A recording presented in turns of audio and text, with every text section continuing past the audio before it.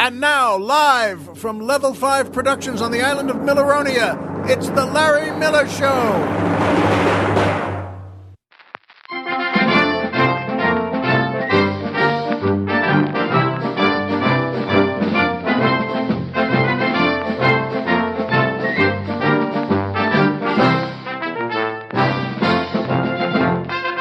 Good evening, Mr. and Mrs. America, and anyone who loves a big fancy dinner at home.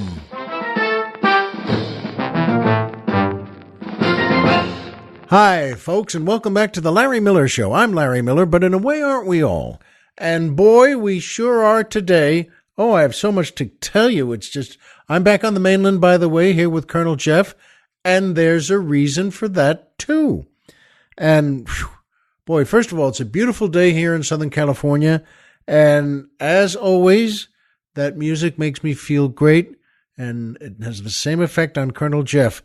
And of course, that's the Orson Welles Orchestra and the Marlene Dietrich Dancers, featuring boy tenor Brad Simpson asking the musical question, if you blow your own horn, is that music to other people's ears? Good question. And the Colonel thought so too. Boy, interesting question, and especially because there are two answers to it. Think about it. If you blow your own horn, is that music to other people's ears? Well, the first answer is no, it's not. Because who wants to hear a fella going on and on about himself? And no, it's not. I don't need to hear that, and you don't need to hear it. And, well, he's taking quite a presumption there that he can just yak and yak about himself, he or she can, and that I or you don't need to hear it. But you know what, folks? On the other hand, yes, it is music to other people's ears. And the main reason is that you blew your own horn well enough to get it to their ears. And that means a lot. Supposing a man or a woman is a great poet and dancer and writer and actor, like me. But supposing someone is really great at all sorts of things, and he's got a certain amount of fame there to it, but you know what? He wants more. He wants to get it to other people's ears a lot more and get his work out there more. And he's decided the way to do that is to blow his own horn. And who knows what he does? He goes on talk shows or puts up billboards or just in the music itself puts in lyrics that say, hey, listen to me, buy my stuff. Or whatever way he or she does it. You know what, folks? What's wrong with that? And in fact, it's a blessing. You want to say to that person, you know what? Good work. And thank you. And the work is terrific, but I wouldn't have known that if you hadn't blown your own horn. And so I think, and the Colonel agrees with me, that, Brad, good question. If you blow your own horn, is that music to other people's ears? I say yes. Sure, you could make an argument that, no, it's not. But yes, it is. Someone's great and wants you to know it and wants you to hear it and wants you to read it. And it is music to other people's ears since you blew your own horn enough to get it to their ears. So, good question, Brad. That's the way I feel. And, by the way, as you know, I mentioned and honored Orson Welles and Marlene Dietrich there, and there's a reason for that too, and that'll be coming up soon. And by PayPal, still one of the best companies I know. If you enjoy my show, and why wouldn't you, and you'd like to send us a few bucks to help out, and why wouldn't you, you can do it through PayPal. And instead of saying, donate or pay what you like, I always like to say, buy us some drinks. That's right. It's important. Well, there are different levels to drinking. As you know, there's level 1 through 5, all the way up to... We're driving to Florida!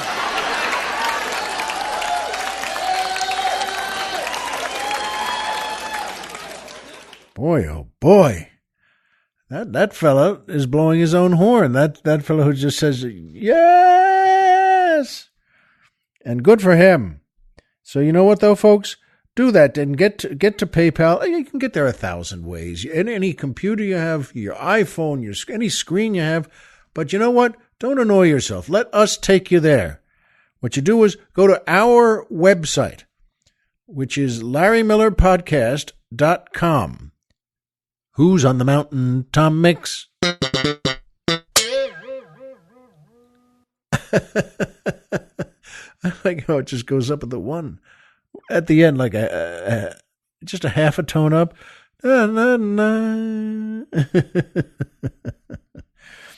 Anyway, folks, do that because look for the PayPal banner on our website, which, again, is LarryMillerPodcast.com.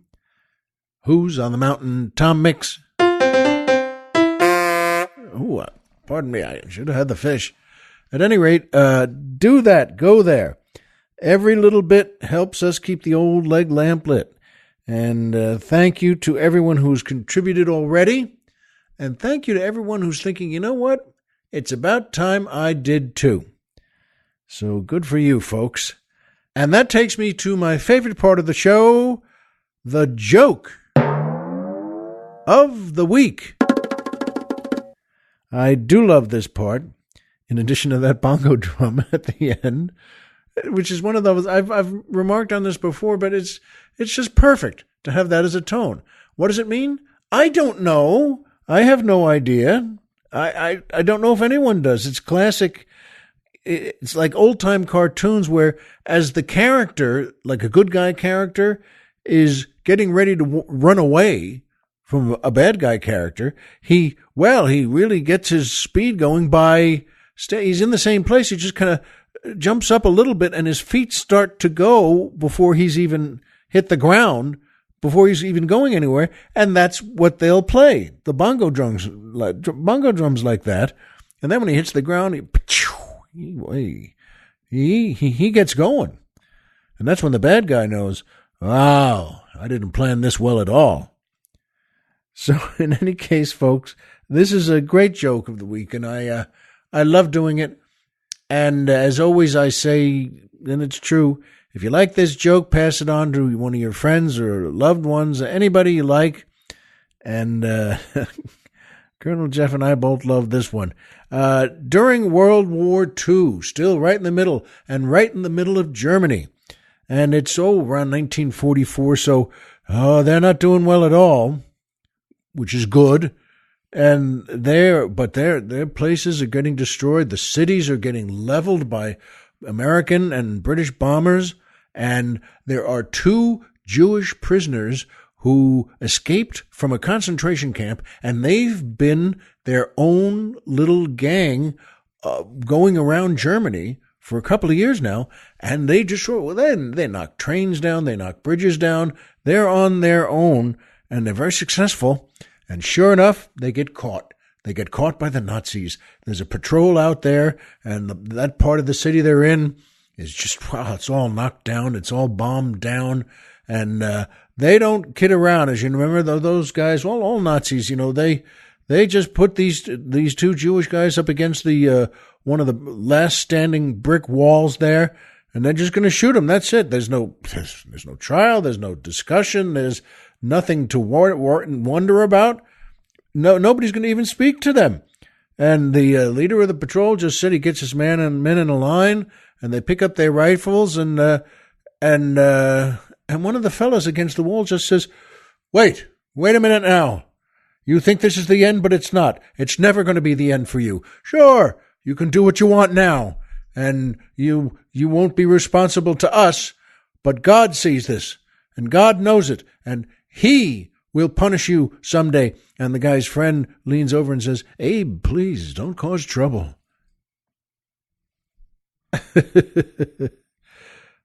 I love that joke because, as I've mentioned before, there are many different kinds of jokes, but I love that joke of putting one kind of cultural aspect on top of another. You know, that, hey, please don't cause trouble. That sounds, I'm guessing to you the same way, it sounds like two Jewish men talking, well, in 1958, something like that. They're in the middle of Brooklyn somewhere, and they're not confronting anyone, and please don't cause trouble. And at a moment and in a place and time where there's nothing but trouble. But anyway, I like that joke a lot. I hope you do too. And as I said before, if you do, pass it on to someone you like. And it's fun to tell too, because that last line you get to tell as a completely different human being. Hey, please don't cause trouble. Anyway, folks, that brings me to my second favorite part of the show, the Poetry Corner.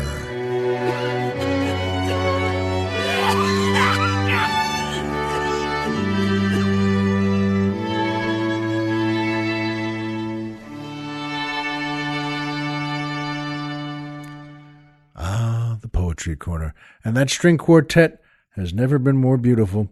And it's a terrific poem, and it's called Anniversary by Gwen Harwood. She was Australian, by the way, and lived from 1920 to 1995. She's considered one of Australia's finest poets.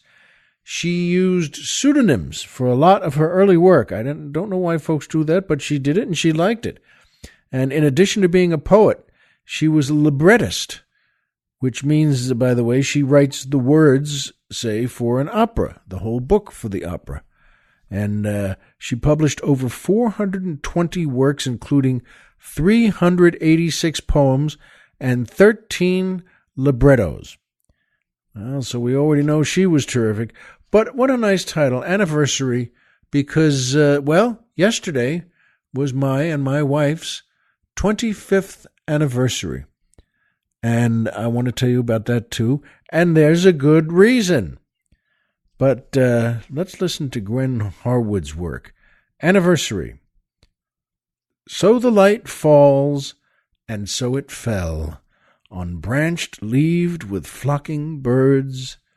Light stole a city's weight to swell the colored life of stone. Your words hung weightless in my ear. Remember me. All words except those words were drowned in the fresh babbling rush of spring. In summer's dream-filled light, one sound echoed through all the whispering galleries of green. Remember me. Rods of light point home the flocking starlings to wintry trees and turn stone into golden ochre, locking the orbit of my pain. I learn the weight of light and stone. Remember me. Isn't that lovely? And, it's not only a wonderful poem, folks, but, and not just because yesterday was my anniversary, but Colonel Jeff picked this because of that. And what a nice sentiment, though, to come around to saying to someone in a moment for good reasons, remember me. And you know what? When you're alive and together, and when you've passed on, and we'll be together for a far longer time in a different place. And you know what, though? It's a good sentiment. Remember me. I'll remember you, folks, and I hope you remember me, too. And the same with Colonel Jeff. So that brings me to my third favorite part of the show, Magic Movie Moment. MMM, Triple M.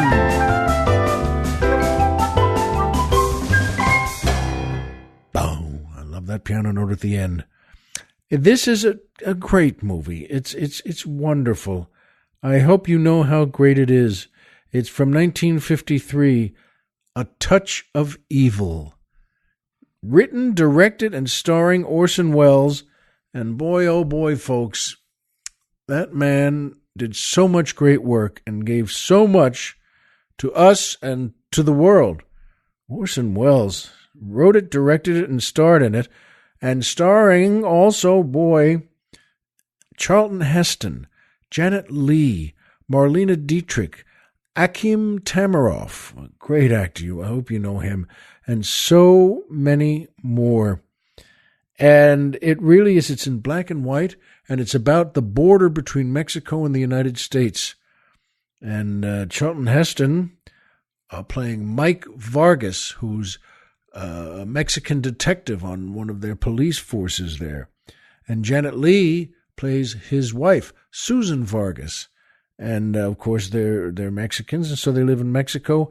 And it's a story, it's a film noirish story of, and the great Orson Welles plays Hank Quinlan, who's an American police detective. And as Colonel Jeff was mentioning before, he makes himself up to look, well, so dirty and rotten and plain evil and well, filthy, and he's always looking through people. He does a great acting job in this. And there's a scene, a magic movie moment, and I just want to mention, by the way, that Orson Welles once said something that I thought was just wonderful. He was asked in an interview who the three greatest directors were in Hollywood. And he immediately said, John Ford, and John Ford. And I agree. At any rate, though, a great movie, folks. And the scene I'm thinking of is Marlene Dietrich, who was just wonderful also in everything she did. And she's describing Hank Quinlan, remember Orson Welles, at the end of the movie. And she talks about him, and we realize that as bad a man as he was, and as rotten as he was, and as many lives as he took and hurt, we still cared about him the way she does. And she talks about him in that great accented voice. This was a man, say what you will, but... And she really cared. She loved him. And, well, what happens at the end, you should see. Please watch it sometime. A Touch of Evil from 1953. Charlton Heston, Janet Leigh, Marlene Dietrich, Akim Tamiroff, and so many more. Remember, a cast that doesn't stop. And, well, and directed and written and starring Orson Welles. I hope you see it, folks, if you never have, and I hope you love it, as you always will. And you see, that's why, by the way, touching on, anniversary before, yes, I mentioned yesterday, March 6th was my wife's and my anniversary. And it's also my parents' anniversary, which is interesting, and we picked the same date. And it's also my grandparents' anniversary. So that's pretty neat. How do you like that? There's 3 generations of family anniversaries in a row. And I'm here to tell you, by the way, folks, it's wonderful to do that. I was saying to Colonel Jeff before, I don't know any other family that does. Maybe you do, and it's just, we don't have many dates that mean something. And we were talking about this, and the Colonel mentioned that there's really no dates in the wedding world that mean anything. I know I had always heard of, I said, June wedding is supposed to be, wedding in June. I don't even know what that means, though. But it had been for so long. Well, a June wedding seemed like a good time to do it, but there's really nothing else. Picking something that involves family, I would like to recommend to you in a very strong way.